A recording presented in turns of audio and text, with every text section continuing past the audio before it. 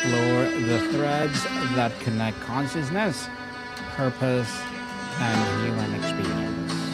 I'm your host, Daniel Lucas, and today we're venturing into one of the most misunderstood territories on the spiritual path, the art of letting go. We've been told to release, to surrender, to detach. But if you are anything like me, you've also wondered, does letting go mean I stop caring?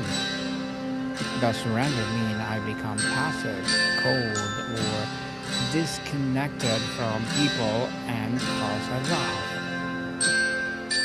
Today we entangle that knot. We're talking about detachment without apathy.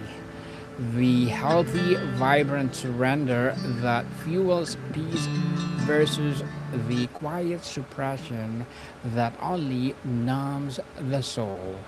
This is your invitation to finally put down the weight you were never meant to carry. Let's start with a great spiritual paradox. Every major wisdom tradition, from Bhagavad Gita to Tao Te Ching, from Stoicism to Christian mysticism, point toward non attachment. But modern culture often hears detachment and imagines a cold, unfeeling monk.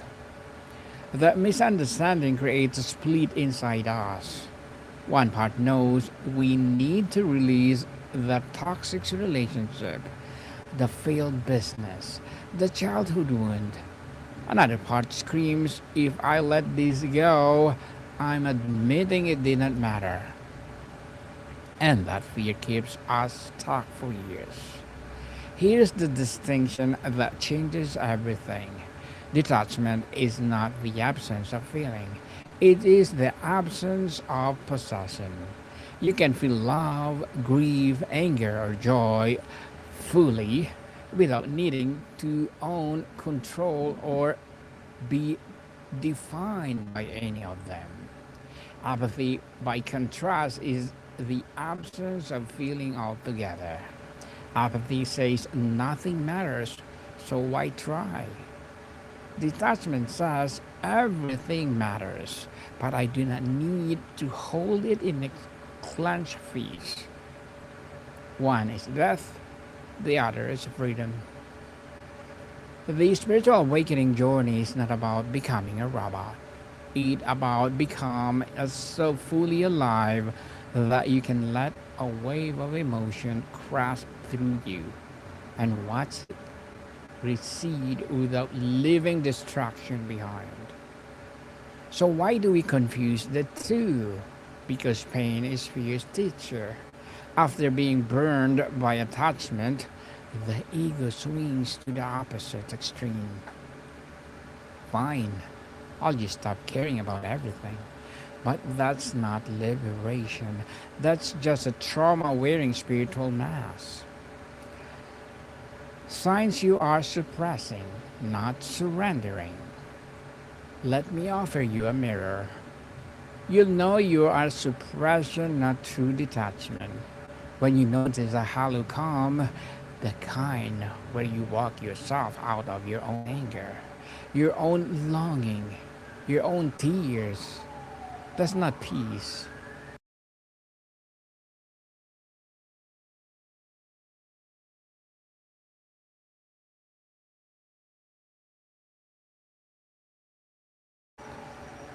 That's not peace, that's a frozen battlefield. Another sign you use spiritual bypassing language. Everything happens for a reason before you eventually or actually grieve. Just let it go. When someone shares their wound, you're manifesting negativity when the real pain shows up. They are not truth, they are shields. True detachment never rushes the grieving process. It is sits beside grief and says, stay as long as you need. I will not cling to you, but I will not banish you either. That is the difference between healing and mere coping. What's your body? Suppression shows up as a tension, tight jaw, shallow breathing, a chest that feels armored. Surrender shows up as ease. Even in the midst of fears, the body knows the difference before the mind admits it. Ask yourself when he was the last time I felt genuinely angry and let the energy move through me without acting on it. If the answer is never or I don't get angry, suppression maybe have become your default. Healthy detachment holds the paradox. I can be furious and still choose not to burn the house down. I can be heartbroken and still know I will survive. I can love someone deeply and still release the need for them to change. Apathy, on the other hand, says, I don't care if I'm furious or not. It flattens the entire emotional landscape into a gray wasteland. If you feel numb more than you feel alive, you have not let go. You've simply stopped feeling the weight you're still carrying. So, what does healthy surrender actually look like? It begins with radical permission. You give yourself permission to heal, feel the full range of human experience without immediately trying to fix, escape, or explain it away. Surrender says, this is happening through me, not to me. When you are attached, you believe your emotions are your identity. I'm angry. I am anxious. When you're surrendered, you recognize anger is a moving through me, and I'm the sky, not the storm. This shift from possession to observation is everything. You stop saying, why I'm so broken, and start saying, oh, here's fear again. Welcome. What are you here to teach me? That single refrain transforms suffering into wisdom. Healthy detachment also redefines action. Many fear that letting go means doing nothing. But the opposite is often true. When you release the desperate need for a specific outcome, your actions become clearer, lighter, and infinitely more effective. Think of a great athlete in flow. They are intensely engaged, fully present, giving 100% effort, yet completely unattached to the final score. That is mastery. That is the model for spiritual awakening in action. Surrender doesn't mean you stop setting boundaries. In fact, true detachment makes boundaries cleaner. You don't see set boundary from hatred or fear. You set it from love of your own peace. That's not apathy. That's a fierce of self-respect. Another hallmark of healthy surrender, you can hold truth at once. I love my mother, and I cannot be her rescuer. I am grieving this loss, and I'm still open to joy. Attachment demands either or. Detachment dances with both. And when you're truly detached, you don't lose your warmth. You actually become more compassionate because you're no longer exhausting yourself trying to control everything. You have the energy to love over for what truly matters: presence, love, and service. Many people arrive at this teaching through crisis, a breakup, a death, a collapse of identity. Something forces you to your knees, and the devastation, the ego's favorite line appears. Hold on, tither. If you let go, you'll die. But spiritual awakening teaches you a different truth. You won't die from letting go. You'll die from holding on too long. The gripping is what destroys your joy. your health, your relationships. Surrender is not the end of you, it's the end of your false you. This is why detachment without apathy is a hallmark of a genuine awakening. The awakened person feels more, not less. They cry at the beauty, they rage at injustice, they love without change. The difference is that none of this stick to them like fire. I want you to imagine a clear glass of water. When you attach, you're like a child gripping that glass so tightly it shatters. When you're apathetic, you pretend the glass does not exist. When you truly surrendered, you hold the glass gently, drink deeply, and sit down with gratitude. The journey from attachment to healthy detachments often move through three stages. First, unconscious clinging. You don't even know you are holding on. Second, painful awareness. You see the grip that can't release it. Third, compassionate surrender. You let go without shame.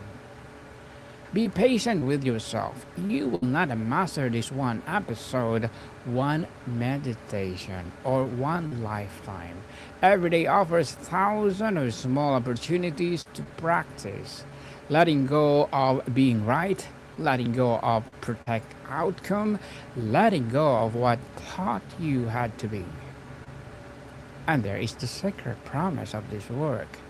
Each time you close healthy surrender over cleansed control, you expand your capacity to real love. Because you can only love others as freely as you're willing to release them. Attachment says, I need you. Love says, I see you. And I set you free. Let's get practical. The next time you feel the tight grip of attachment, pause and ask one question. Am I holding this? Or is it the holding me? If the object of your attachment is draining your life force, it's time to practice surrender. Try this 90-second rule. When a powerful emotion arises, commit to feeling it fully 90 seconds without acting, without storytelling, and without suppression. Breathe. Let the energy move. You will often find that the raw sensation passes, leaving only clarity behind. Another tool, the open hand meditation. Sit quietly, close your eyes, and imagine whatever you cling to. A person, a result, an identity, resting in your cupped hands. Then very slowly visualize your fingers opening, not throwing, just opening. Notice what arises. For those who are prone to apathy masquerading as detachment, I offer a different tool. The one small yes. Ask yourself each morning, what is one thing I can care about today? Just a little. It could be making tea with attention or surrendering kind text. Apathy straves and starves a tiny care phase. Journaling also helps you see the difference. On one page, write down everything you're trying to control. On the opposite page, write down everything you could actually influence. Surrender is the wisdom to know the difference. That's not apathy, that's sobriety. Finally, find a community that understands this distinction. On spiritual awakening, we believe awakening is not solo sport. Share your struggles with letting go. Let others witness your tears and your laughter. Connection is antidote to both clinging and numbness. So here is what I want you to talk away with today. Detachment without apathy is not a cold distance of life or from life.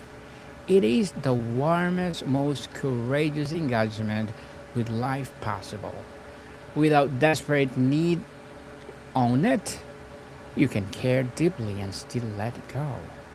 You can love fiercely and still release the outcome.